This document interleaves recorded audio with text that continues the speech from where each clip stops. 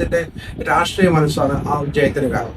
അവിടെ മുസ്ലിം കമ്മ്യൂണിറ്റിക്ക് എത്ര സീറ്റ് കിട്ടി, ഹിന്ദു കമ്മ്യൂണിറ്റി നമ്മുടെ 2026 നിയമസഭാ ഇലക്ഷനിൽ പലപ്പോഴും ഇപ്പോൾ സോഷ്യൽ മീഡിയയിൽ വളരെ ട്രെൻഡ് ആയിക്കൊണ്ടിരിക്കുന്ന ഒരു കാര്യമാണ്.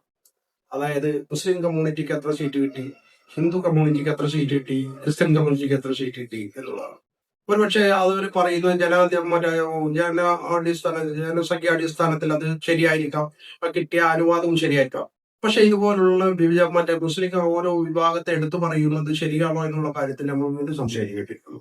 കാരണം കേരളത്തിന്റെ ഒരു മനസ്സാണ്, കേരളത്തിന്റെ ഒരു മതേതരത്വ മനസ്സാണ്, കേരളത്തിന്റെ സാമൂഹിക മനസ്സാണ്, കേരളത്തിന്റെ രാഷ്ട്രീയ മനസ്സാണ് ആ വിജയത്തിന് കാരണം.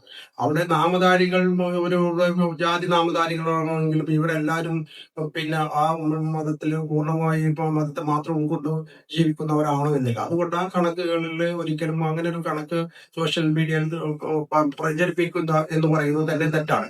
അതുകൊണ്ട് തന്നെ കേരളത്തിന്റെ മനസ്സ്, കേരള സ്റ്റോറിയാണ് ആ തെരഞ്ഞെടുപ്പോടുകൂടി നമ്മൾ പ്രതിഫലിച്ചത് എന്നുള്ള കാര്യത്തിലാണ് നമ്മൾ അധികം ഊന്നൽ നൽകേണ്ടതെന്നാണ് എന്റെ അഭിപ്രായം. നിങ്ങൾക്ക് നിങ്ങളുടെ അഭിപ്രായം?